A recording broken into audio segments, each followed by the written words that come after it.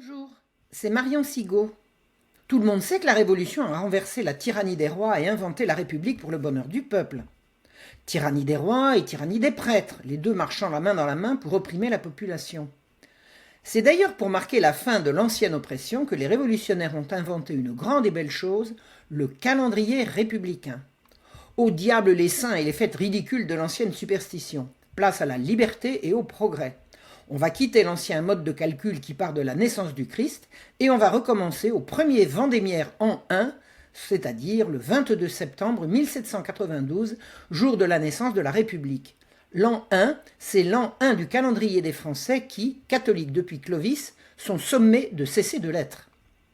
En fait, le calendrier républicain commence bien le 22 septembre 1792, mais il a été décrété par la Convention, ainsi appela-t-on cette assemblée constituante née du renversement de la royauté, très exactement le 24 novembre 1793, c'est-à-dire le 4 Frimaire en 2.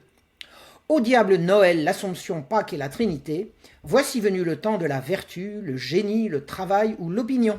Foin de mars, avril, mai ou juin, voici venu Germinal, Floréal, Prairial ou Messidor. Qu'avait-on besoin de fêter Saint-Pierre, Saint-Paul, Saint-Jean ou Saint-Jacques? On allait désormais célébrer le blé, le laurietin, le romarin ou l'armoise. Emporté par son enthousiasme, Fabre d'Églantine, l'un des rédacteurs de cette somptueuse trouvaille, déclara qu'était venu le temps où un laboureur est plus estimé que tous les rois de la terre et l'agriculture comptée comme le premier des arts de la vie civile. Il avait supprimé tous les repères de la vie paysanne, on ne ferait plus la foire à la Saint-Martin, on ne fêterait plus la Saint-Vincent, mais le jour de la herse ou du petit hou, mais il prétendait que c'était pour les mettre à l'honneur.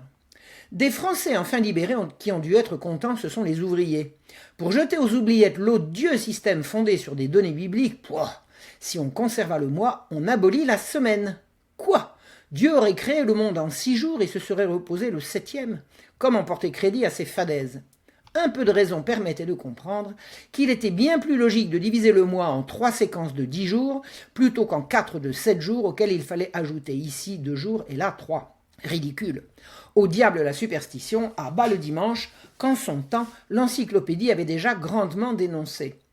Le dimanche n'était-il pas le jour où, sous prétexte qu'il était jour du Seigneur, il était interdit de travailler?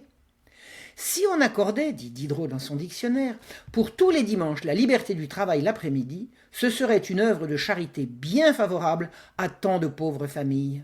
Travailler plus pour gagner plus, déjà.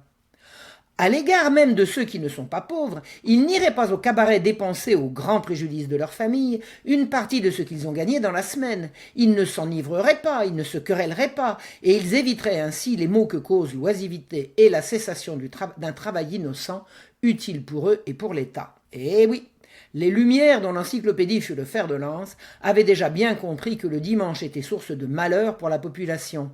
N'est-ce pas ? Et la Convention prit l'initiative de l'abolir enfin. Tout bon républicain se doit d'avoir à portée de main de quoi convertir le calendrier en cours en calendrier républicain.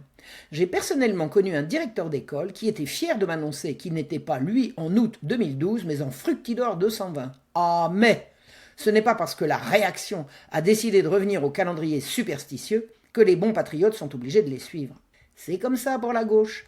La référence, c'est la révolution, et pas n'importe laquelle, la révolution populaire, celle de la République. Et si nous remettions les pendules à l'heure? Cette République si soucieuse du bien-être du peuple qu'elle disait représenter, en même temps qu'elle fermait autoritairement les églises, rallongea la semaine de travail. Au lieu de travailler 6 jours et de s'arrêter le 7e, les Français allaient désormais en travailler 9 pour se reposer le 10e, sans augmentation de salaire évidemment, 3 jours de repos sur 30 au lieu de 4, c'est-à-dire un quart de moins, gratuitement. Malin, non?